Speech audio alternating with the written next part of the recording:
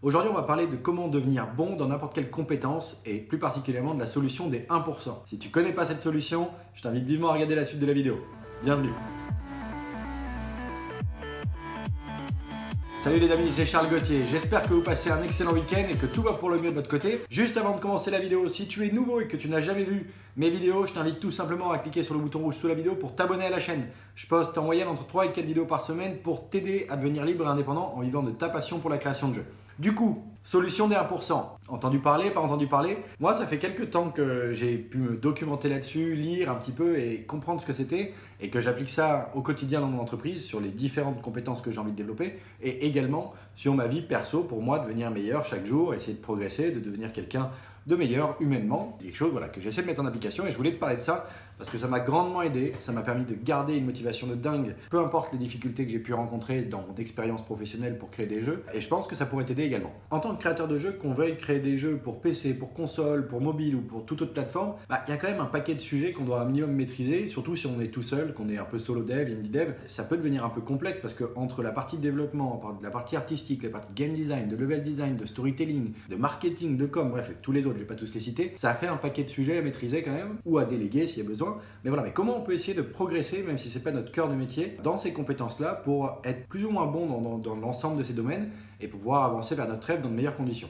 La plus grande difficulté, c'est de mesurer ses progrès. Et donc, je vais te parler de cette règle des 1% qui, moi, m'a grandement aidé à devenir meilleur dans certaines compétences que je maîtrisais un petit peu avant ou des nouvelles que je maîtrisais pas du tout et dans lesquelles j'ai gagné en compétences réellement pour aujourd'hui être plus à l'aise avec le sujet. Et en fait, je me suis rendu compte que c'était quand même très difficile de mesurer son progrès. C'est plus ou moins facile sur une longue période, c'est-à-dire que même moi, quand je regarde les jeux qu'on pouvait faire il y a un an en arrière, je me dis que waouh, on est capable de faire une qualité meilleure en moins de temps. Voilà, on commence à s'en rendre compte, mais c'est difficile au fil de l'eau de s'en rendre compte et de voir vraiment le progrès qu'on peut faire. Donc, je pense qu'il y a une façon de pouvoir vraiment mesurer son gain d'apprentissage et son gain de compétence, c'est tout simplement de mesurer la régularité avec laquelle on travaille cette compétence. Plus tu vas travailler dans la régularité une compétence, plus tu vas devenir meilleur. C'est mathématique. Évidemment, si tu travailles une compétence en faisant n'importe quoi, sans organisation, sans méthode, sans rien, tu vas progresser mais moins vite que quelqu'un qui se concentre, qui est focus sur une tâche et une seule et qui progresse de jour en jour là-dessus.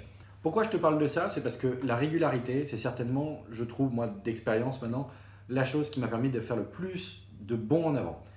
C'est en étant régulier que j'ai pu être plus à l'aise devant une caméra. C'est en étant régulier que j'ai pu être plus clair dans ma manière de communiquer avec mes équipes sur les attentes que je peux avoir au niveau de tel ou tel projet. Pour rappel, moi je ne suis pas développeur, donc j'ai engagé des développeurs qui travaillaient avec moi dans le passé et il fallait que je sois capable de comprendre leurs besoins, leurs attentes, donc de gagner en compétences là-dessus pour être capable de mieux gérer les projets de ma boîte. Et ça a été une affaire du quotidien. Et c'est cette régularité-là qui permet vraiment de progresser, je trouve.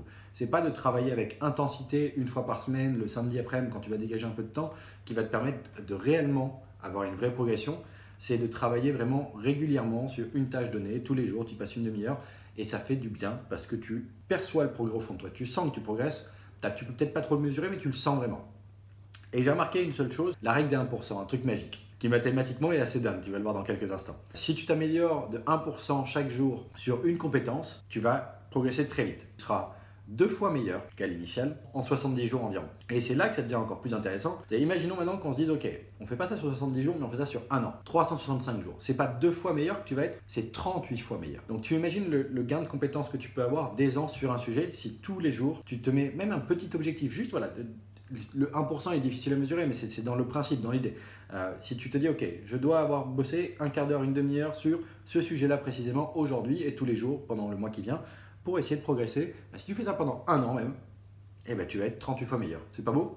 Et si on allait un peu plus loin que ça, qu'est-ce qui se passe si tu fais ça pendant 2 ans ou pendant même 3 ans de ta vie?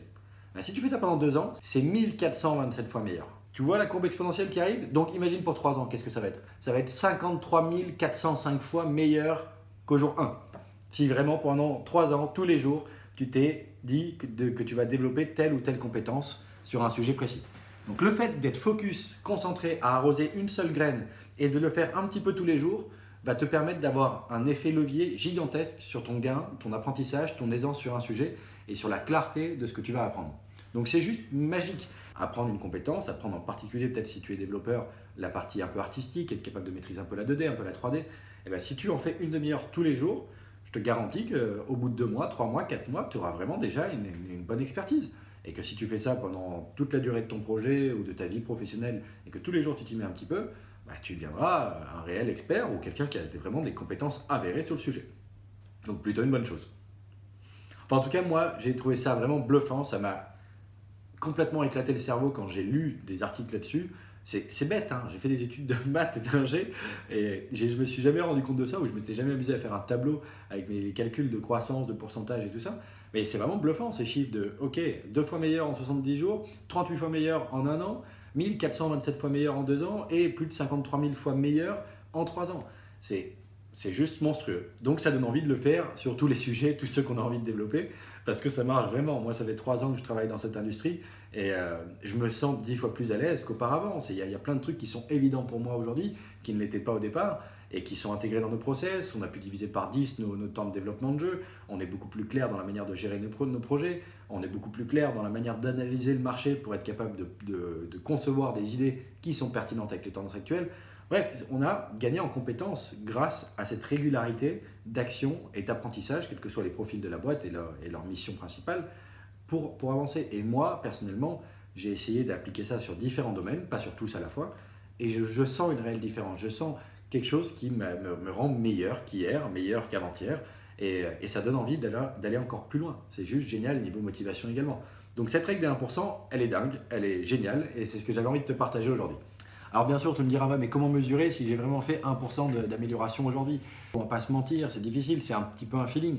Mais quoi qu'il arrive, si tu as travaillé consciencieusement, clairement, tu vas avoir un effet levier de dingue. Donc, ce qu'il faut, c'est vraiment juste de cocher tes cases, de te dire, ok, aujourd'hui, je m'étais dit que je travaillerais une demi-heure sur tel sujet, une demi-heure sur tel autre, une demi-heure sur tel autre, par exemple. Eh bien, tu les as fait. Et si tu vois ton calendrier et que tu as des coches à chaque fois, des petits checks de validation, bah, ça veut dire que tu l'auras fait. Tu ne sauras pas si c'est du 1, du 2, du 0,5%, mais ça veut dire que tu progresses et c'est motivant, rien que ça. Donc oui, voilà, j'ai pas de solution miracle pour mesurer ces 1%, mais c'était plus pour t'expliquer le principe, l'idée qu'il y a derrière et que tu puisses essayer de la mettre en application. Tu fais un test ne serait-ce qu'une semaine, alors tu ne vas pas gagner énormément en compétences, mais tu vas sentir déjà une différence. Et quand tu auras mis ça dans tes habitudes et que tous les jours tu travailleras sur la tâche qui te plaît ou les quelques tâches qui te plaisent et que tu as envie de développer, et ben tu vas vraiment les atteindre assez rapidement. Tu vas être heureux de voir que tu gagnes en compétences, que c'est beaucoup plus clair et que tu avances vers ton rêve tout simplement. C'est juste génial. Il ne faut pas que tu oublies non plus que plus tu te concentres sur un sujet et plus tu l'analyses et l'étudies en profondeur, et ça ne veut pas dire le faire en une fois, ça veut dire ça peut le faire sur la durée, sur 6 mois, sur 1 an, tous les jours un petit peu. Mais clairement, tu avances très vite avec des choses qui sont stables. Ce n'est pas des choses que tu vas oublier le lendemain et qu'il va falloir retravailler, refaire les fondations. Non, tes fondations sur ce sujet vont être solides parce que cette régularité te permet vraiment d'asseoir ces fondations de manière pérenne.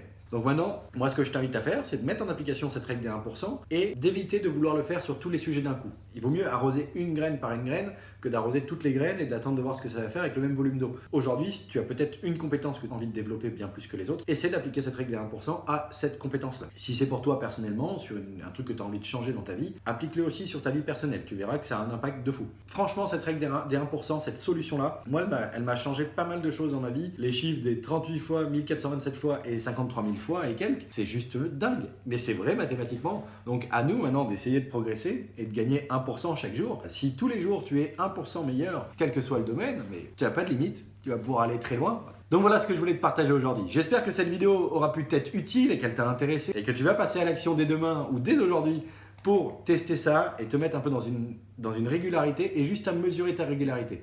Ne mesure pas ton progrès ni rien, mesure ta régularité, ça suffira amplement à te garder en motivation. Alors maintenant, tu as peut-être d'autres techniques, d'autres astuces toi aussi pour être productif, pour performer, pour apprendre davantage de compétences. Les commentaires sont là pour ça, je t'invite tout simplement à me dire également toi quelles sont les techniques, les petites astuces qui t'ont marqué. Moi, cette règle des 1% est une des règles qui m'a bien marqué et donc c'est pour ça que je voulais t'en parler. Mais si tu en as d'autres, mets-moi ça dans les commentaires aussi. Je me ferai un plaisir d'échanger avec toi un petit peu sur des règles de productivité qui pourraient aider la communauté. Si tu n'es toujours pas abonné à la chaîne YouTube, pense à cliquer sur le bouton rouge sous la vidéo pour t'abonner et n'oublie pas d'activer la cloche des notifications pour être notifié de chaque nouvelle vidéo que je sors. Tu as le premier lien dans la description, c'est le lien d'accès au replay des conférences que j'ai animées pendant les fêtes. J'ai parlé des opportunités de vivre de la création de jeux, des outils et des bonnes méthodes en fonction de ton profil. Je t'ai partagé des méthodes également pour minimiser tes risques et maximiser le potentiel de tes jeux. Donc fonce voir ça, elles sont toujours disponibles. C'était Charles Gauthier, je te remercie de m'avoir écouté, je te souhaite un excellent week-end et je te dis à très vite pour la prochaine vidéo. Ciao!